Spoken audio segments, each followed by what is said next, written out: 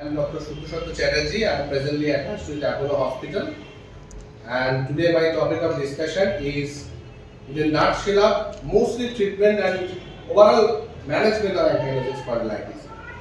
As we know, the ankylosing spondylitis is a chronic, devastating disease of the axial skeleton, and the main basic is autoimmunity. That is, it is basically a T-cell disease. It has multiple interleukins and cytokines and pro-inflammatory as well as anti-inflammatory marker interaction, and that all leads to enthesitis. The difference from rheumatoid arthritis and ankylosing spondylitis is not the T cell. Both are T cell mediated. As we know, SLE is mostly B cell mediated disease. It is T cell mediated disease, and the problem or the difference lies here that it is a disease of enthesis. There is a junction between the bones and the ligaments and tendons. They get inflamed. Unlike rheumatoid arthritis, which is mostly presented as a synovitis, there is the inflammation of the synovial joints. This is a basic difference between ankylosing spondylitis and rheumatoid arthritis. But rest of the thing is different. They almost the same. The mediate presentation, the involvement of the enthesis or joints, at the same time its chronicity as well as its treatment. Everything lies almost similar in terms of their medications as well as their biological therapy or anti-inflammatory therapy, which is very close to each other. Only issue is that it involves enthesis, so axial joint mostly involved, vertebra, hip joint, sacroiliac joints, rarely ankle joints. These are involved in ankylosing spondylitis. On the other hand, we know in rheumatoid arthritis, 29 small and large joints get involved. So we start with the case. It's a uncommon case. Why it's uncommon? Its first presentation is at the age of 62 years. Why I am telling it's an uncommon presentation? I will come later when we discuss about the criteria of ankylosing spondylitis. So there is pain in bilateral hip joint, but its duration is high. It's 30 years. So the presentation is approximately 30-32 years, but he ignored somehow. Stiffness in neck and right lower limb. Neck is already there is stiffness. Early morning stiffness was there. No trauma, no joint pain, diarrhea, hematochezia, rash, red eyes, vision abnormalities. Why I have taken these negative points, I will come later. No known comorbidities. Pulse and BP is almost normal. On examination, there is bilateral sacroiliac joint tenderness and stiff neck with a reduced range of movement. Here you can see there is sclerosis of the hip joint, sclerosis and almost bamboo spine of the cervical as well as dorsal of the spine. So it's quite advanced disease. Though patient ignored, but it is a quite advanced disease. So if you see the BASDI, the presentation is significantly high, almost in the range of 8-7. But after treatment, it significantly reduced. You can see after 6 months, almost it's a 1, 3 and 4 and 0 even 1 incidence. Here you can see there is a treatment of before and after. There is some changes even in the neck mobility. Though we know there is already sclerosis in the neck, but you can see there is change, though very little, but the change after 6 months of therapy, which is amazing after 30 years of ankylosing spondylitis. So now let's begin ankylosing spondylitis. What is the disease? Disease at the enthesis. You can see the intervertebral disc, how it gets lost in ankylosing spondylitis. It's a gradual process. Symptoms usually happen before 45 years. There is HLA-B27 positivity, more common in men, and sometimes is also underdiagnosed in women. You can see the spinal joints to fuse together and the treatment. Here you can see the stiffening, vertebra and inflammation. These three are the characteristic areas. You can see how the ankylosing is developing. One is good or normal vertebra. One is partially sclerosed vertebra or intervertebral disc. One is totally sclerosed intervertebral disc. In this way, the enthesitis is going on, inflammation followed by ankylosis. Here you can see ankylosis is defined as the abnormal stiffening. Here is the number of areas involved in ankylosing spondylitis. You can see the skin erosions are there. There is psoriasis, is a part of spondyloarthropathy. Aortitis, involvement and inflammation of the aorta. Non-specific urethritis and reactive arthritis. Behçet's disease is also a good example of having reactive arthritis presenting lateral spondyloarthropathy. Peripheral enthesitis, I have mentioned, Achilles tendonitis, plantar fasciitis, conjunctivitis, anterior uveitis. These two are eye symptoms. Sometimes ophthalmologists refer to us with a first presentation of uveitis. Only uveitis. There was no sacroiliitis, there is no low back pain, no symptom of spondyloarthropathy, only acute anterior uveitis and HLA-B27 positivity. Here lies the dilemma of our treatment, whether we need to treat or we have to treat these patients having only uveitis and HLA-B27 positivity. No evidence, even MRI evidence of sacroiliitis. We will come later whether we can treat these patients or not. Inflammatory bowel disease, classically undifferentiated colitis, peripheral arthritis and dactylitis. Dactylitis is a classical picture of psoriatic arthropathy. It also sometimes happens in ankylosing spondylitis as well. Laboratory tests, mostly very limited tests are there. ESR CRP raised, HLA-B27 positive. Sometimes there is anemia because of inflammation. Sometimes there is some altered liver enzyme because of previous treatment. Sometimes there is some ECG and echo changes due to long-standing problem. Sometimes there is restricted lung disease in lung function test if there is already having developed rigid chest wall due to ankylosis. So imagine you can have sacroiliitis, you can have syndesmophytes, bamboo spine appearance in radiogram, MRI sacroiliitis, marrow edema, erosion. These things are finding in MRI. Now, why we have discussed and why we are in dilemma, let's clear the dilemma which is already given in 2009 guideline. Here you can see if there is sacroiliitis in imaging either from X-ray or from MRI, then only one criteria is required to stamp as a diagnosis. What are they? Arthritis, enthesitis, uveitis, dactylitis, psoriasis, inflammatory bowel disease, HLA, elevated CRP, good response to NSAID and family history. So even sacroiliitis plus family history of hand spot, we can stamp it even in absence of HLA-B27 positivity. We can stamp the patient as ankylosing spondylitis or spondyloarthropathy. Similarly, if the patient is having uveitis and HLA-B27, that was we are discussing in our case, we will shift it to the second one.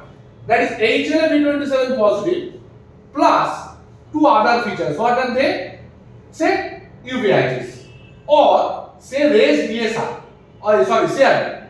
Then we can again stamp it as a uveitis, spondyloarthropathy. So for a patient presenting first time with uveitis having a high CRP and HLA-B27 positivity, we can state or diagnose as a spondyloarthropathy even no presence of any symptom of axial joint involvement. We can start the patient as a treatment as a part of spondyloarthropathy.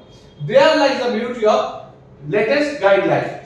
So even in absence of sacroiliitis, in absence of any enthesitis, we can start the treatment of spondyloarthropathy based on these criteria. And sometimes it is very necessary because we cannot assess uveitis. Sometimes uveitis is site-threatening disorder, and only steroid group of drugs and biological therapy is the mainstay of treatment in this case. Because we can't give anything. This uveitis will not solve with NSAID only, which is the standard treatment of ankylosing spondylitis in early period. So for uveitis and for other this atypical presentation, say inflammatory bowel disease, only presence of inflammatory bowel disease with HLA-B27 positivity. What to do? In that case, if there is HLA-B27 positive inflammatory bowel disease plus elevated CRP, which is usually there, if there is inflammation, we can start on the basis of spondyloarthropathy. Though there is chances of false negative or over treatment, there are chances of over treatment with this criteria, but here lies the opportunity for us to treat the early cases, to prevent early problems, because Crohn's disease and ulcerative colitis is a very severe disease in terms of their long-term comorbidity and mortality. Sometimes there is chances of perforation, sometimes chances of intestinal obstruction. So here lies the beauty of, though there is no involvement of the spine or anything, we can start the treatment on the basis of spondyloarthropathy. Modified New York criteria, what is saying? The clinical criteria: low back pain, stiffness more than 3 months, improves with exercise, but relate with the rest, limitation of spine motion, sagittal and frontal bend, limitation of chest movement. And radiographic criteria: bilateral sacroiliac joint grade 2, unilateral sacroiliitis.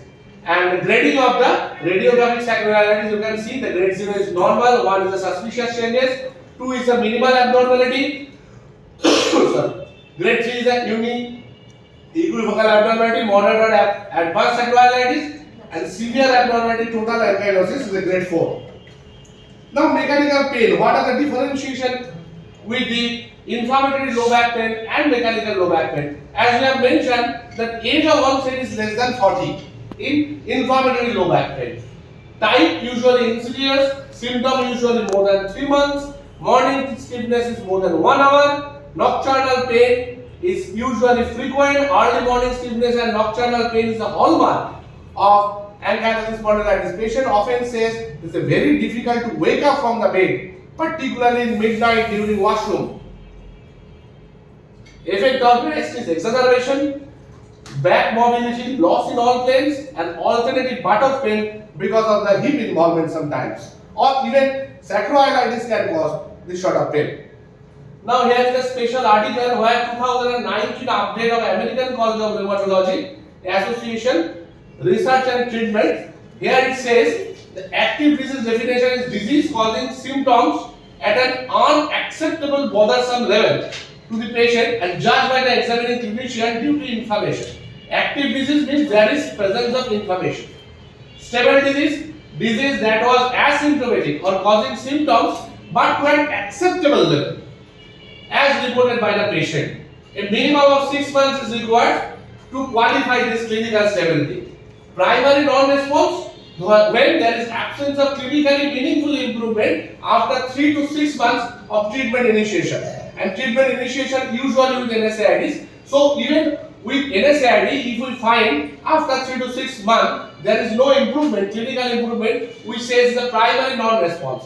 And secondary non-response is the recurrence of ankylosing spondylitis not due to treatment interruption or poor adherence after having a sustained clinical meaningful improvement beyond 6 months of therapy. So this 4 definition is very important as far as treatment is concerned.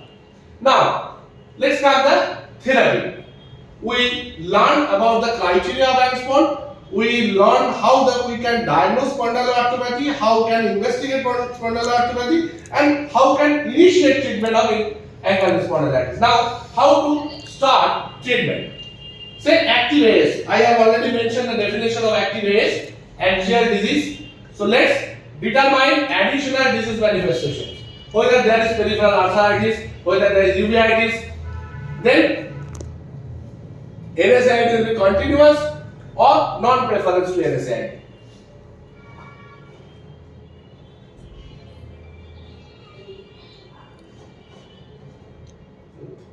Physical therapy, active over passive, and land-based over aquatic. Usually, we prefer, initially we prefer swimming, but here physical therapy is based on land-based therapy. And after that, if isolated sacroiliitis or enthesitis, we begin with NSAID, then local GC. If more than 2 joints here involved, sulfasalazine or methotrexate added. Here we added to avoid Achilles, patella, and quadriceps enthesis, and GC injection.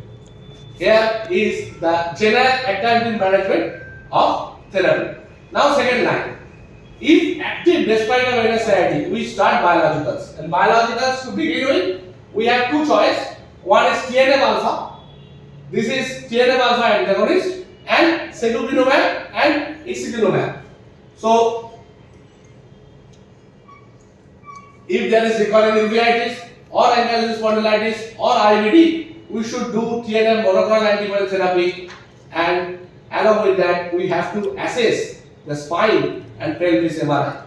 Then after third line, if these 2 fail, either TNF alpha or this secukinumab and ustekinumab failed. Again the co-treatment with low dose of methotrexate. So we should continue biologicals along with methotrexate. And then we continue either with the secukinumab out or with TNF alpha.